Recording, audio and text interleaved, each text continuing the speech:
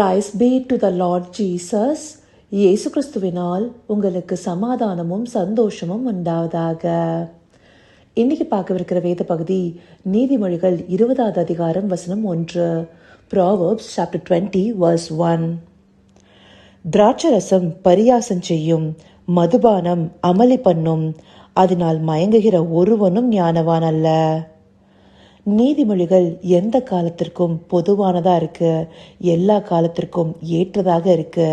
அப்பவே சாலமோன் இந்த வார்த்தையை திருத்தமா எழுதி வச்சிருக்காரு. என்னன்னு, திராட்சரசம் பரியாசம் செய்யும், அதாவது வைன் இஸ் அ மாக்கர், மதுபானம் அமளி பண்ணும், ஸ்ட்ராங் ட்ரிங்க் இஸ் ரேஜிங் அப்படின்னு சொல்லிட்டு ஆங்கிலத்தில் கொடுக்கப்பட்டிருக்கு.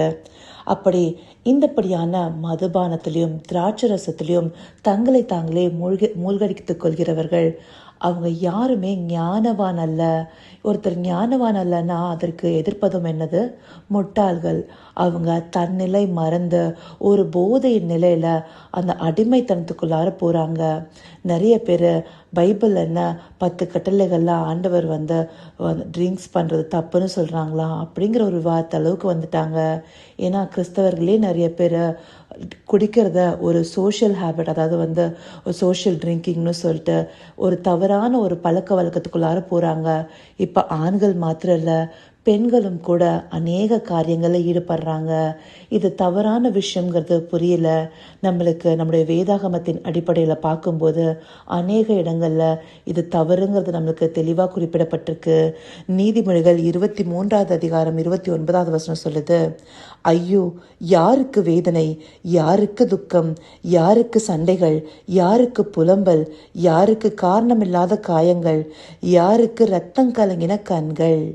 இந்த இத்தனை விஷயமும், அதாவது ஒருத்தர் வேதனைப்பட்டு துக்கப்படுறது, இல்லை சண்டை, புலம்பல், இல்லை காரணமில்லாத காயங்கள், இது எல்லாமே எதோட கான்சிக்வன்சஸ்?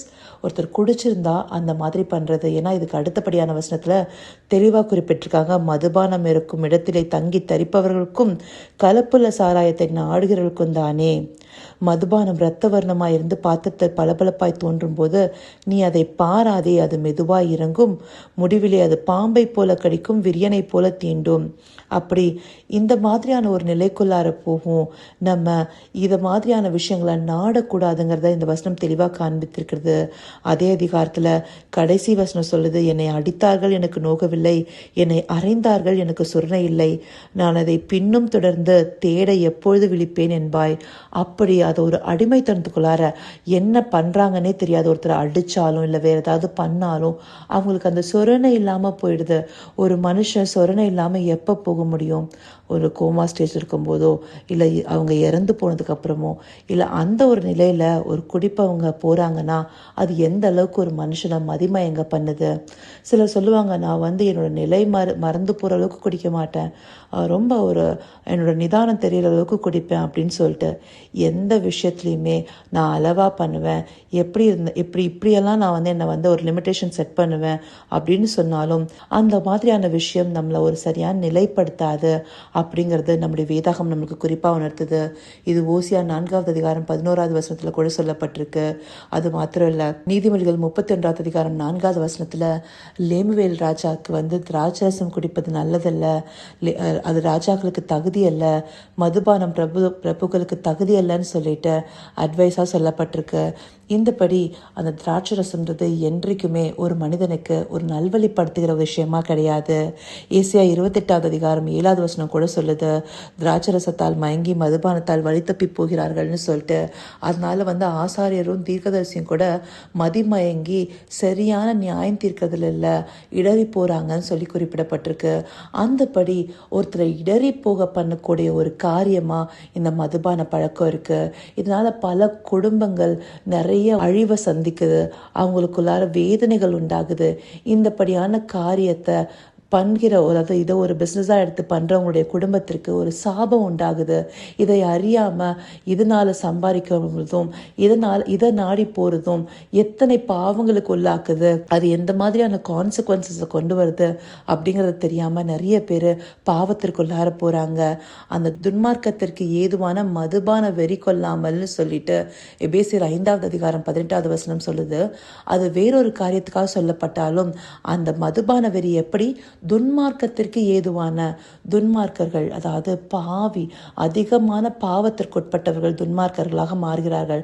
அந்தபடியானவர்கள் இந்த மதுபான வெறி கொள்கிறவர்கள்னு சொல்லப்பட்டிருக்கு. இதை எல்லாமே நம்மளுக்கு வேதம் உணர்த்தும் போது நம்ம இன்னும் இதை தேடி போகணுமா?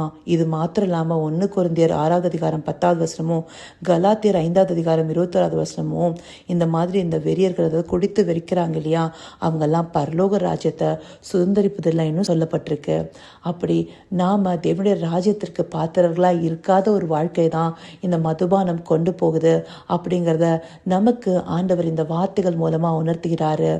இது மாத்திரம் இல்லை, நம்ம ஆதியாகமத்தில் பார்த்துருக்கோம். மதுபானத்தினால மயங்கதா திராட்சரசம் குடிச்சு நோவா எப்படி இருந்தாரு.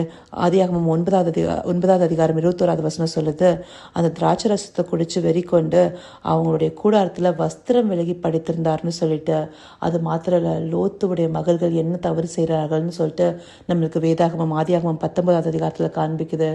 இந்தபடி அவங்க மூலமா ஒரு சாபத்திற்குரிய சந்ததி எழும்புற மாதிரி இருக்கு. இப்படி மதுபானம்ங்கிறது ஒருத்தரை சாபத்துக்குள்ளாகவும் பாவத்திற்குள்ளாகவும் துன்மார்க்கத்திற்கு ஏதுவான வெறியிலையும் தான் நடத்துது. இதுல இருந்து விலகி இருக்கணுங்கிறத இந்த மாதிரியான வசனங்களை காண்பிச்சு ஆண்டவர் நம்மளுக்கு உணர்த்துறாரு. அதற்காக அவருக்கு நன்றி தெரிவிப்போமா? கர்த்தாவே, தேவாதி தேவனே, உமக்கே இந்த வேலை நன்றி செலுத்துகிறோம் ராஜா. அப்பா, இந்த நாளிலும் இந்த மதுபானத்தால் மயங்கிறவர்கள் ஒருவனும் ஞானவான் அல்ல என்பதை அப்பா காண்பிச்சிருக்கீங்க தகப்பனே. இப்படியாய் இந்த மதுபானத்தினாலும் திராட்சரசத்தினாலும் தங்களை மதிமயங்க பண்ணுகிறவர்கள் அநேகர் இருக்கிறாங்க ராஜா. அவங்க எல்லாரையும் உங்களுடைய கரங்களில் ஒப்பு கொடுக்கிறோம். இப்பொழுதும் இதை கேட்டுக்கொண்டிருப்பவர்களுடைய குடும்பத்தில் யாராவது இருந்தாலும் அவர்களுக்காகவும் அப்பா ஒருமனப்பட்டு நாங்கள் வேண்டுதல் செய்கிறோம் ராஜா. அப்பா, இந்தப்படியான பழக்கங்கள் இருந்து அவங்கள வெளியே கொண்டு வாங்க தகப்பனே. அப்பா, தங்களுடைய மயங்கி வெறி கொள்கிற காரியமா இது இருக்குது அப்படிங்கறத அவங்க உணரத்தக்கத ஒரு இதயத்தை கொடுங்க ராஜா. ஆண்டவரே, அவங்க இதை பாவத்திற்கு எதுவா நடத்துது, இந்த மாதிரியான காரியங்களுக்கு உட்படக்கூடாதுங்கிறத உணர்த்தி அருளுங்க ராஜா. அப்பா, இதை ஒரு பிசினஸா எடுத்து பண்றவங்களுக்கும் இதை இனியும் நான் செய்யக்கூடாது, என் தேவனுக்கு பிரியமில்லாத ஒரு காரியம், இது சாபத்திற்கு எதுவான ஒரு வாழ்க்கைக்குள்ளார கொண்டு போதுங்கிறத அறிந்து கொள்ள நீங்க கிருபை பாட்டுங்க ராஜா.